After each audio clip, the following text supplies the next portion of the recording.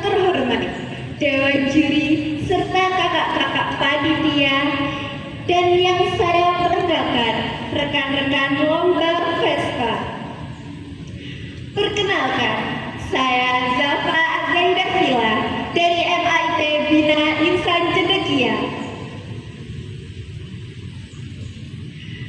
Tak lelo, lelo, lelo, lelo, cut menanglo, ojo ijer nangis. Rapatkan selimut kalian, karena di sini Mbok Emban akan segera bercerita. Cerita kali ini adalah tentang legenda Bayu. Dahulu kala, kerajaan Majapahit merupakan kerajaan yang aman, damai, dan sejahtera.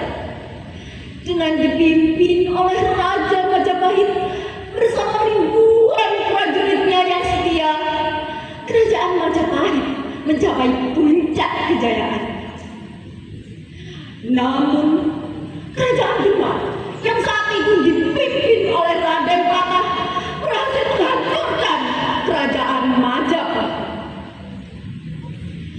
Raja Majapahit bersama para pasukannya melarikan diri ke daerah selatan Pasundan. Setelah jalan jauh, Raja Majapahit memutuskan untuk beristirahat sejenak di sebuah sungai di dalam hutan. Di sana, para prajuritnya mulai membersihkan diri dan menyiapkan air untuk perbekalan perjalanan.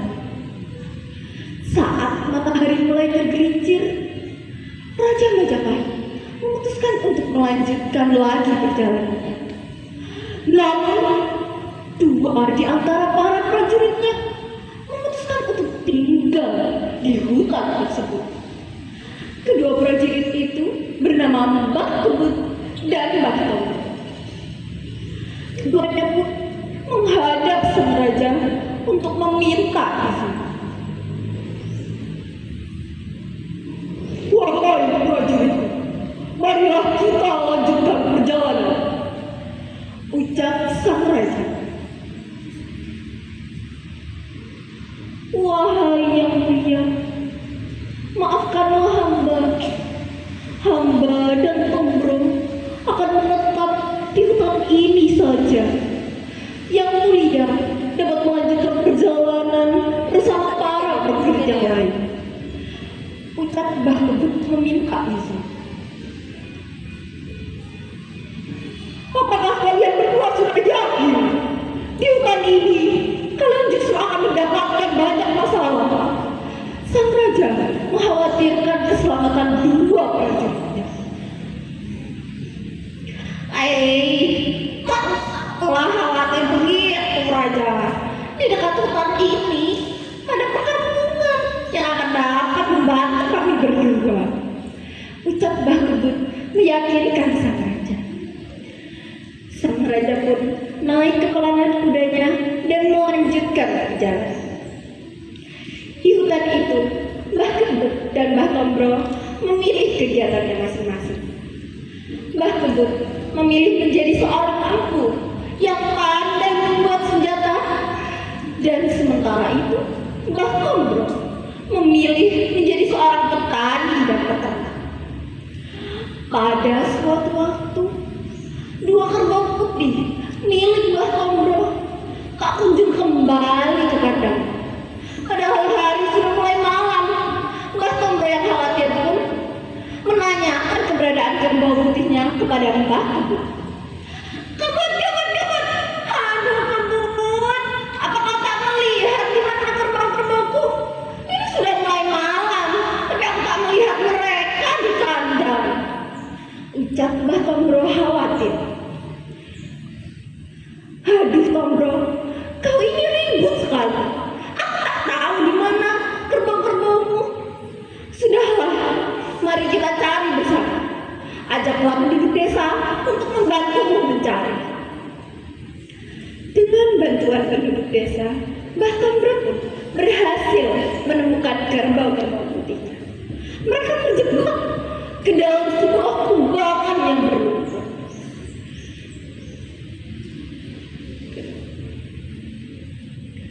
Kemudian Mbah Tombro menarik tali yang ada pada leher kerbau-kerbau itu untuk mengeluarkannya.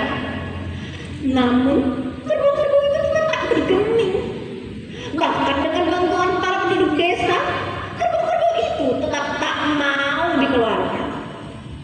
Hingga akhirnya sang ketua desa menyarankan untuk melemparkan 4 tangkai daun keladi ke dalam kubangan itu. Ajaibnya, 2 kerbau putih itu pun melompat keluar. Namun, suatu keanehan terjadi. Lihat, kubangan lumpurnya berubah. Salah satu penduduk desa berteriak. Dan benar saja, kubangan lumpur yang tadinya keruh berubah menjadi sebuah kolam dengan air jernih berwarna biru. Hingga pasir-pasir di dasarnya terlihat menari. Tak cukup sampai di situ. Dari belakang batu di dasar kolam tersebut keluarlah 2 ekor ikan sengkari yang berenang lincah. Kejadian itu pun mengejutkan seluruh penduduk desa. Kejadian itu menyebar cepat ke seluruh penjuru negeri. Kemudian orang-orang pun mulai berdatangan untuk melihat kolam yang muncul dari kubangan lumpur.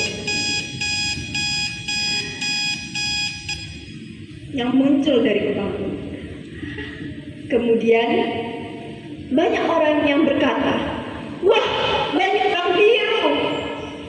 Dan akhirnya tempat tersebut diberi nama Pemandian Alam Banyu Biru. Pemandian Alam Banyu Biru masih digunakan hingga saat ini. Bahkan ikan sengkari yang ada di dalam kolam tersebut telah berkembang biak menjadi ratusan jumlah.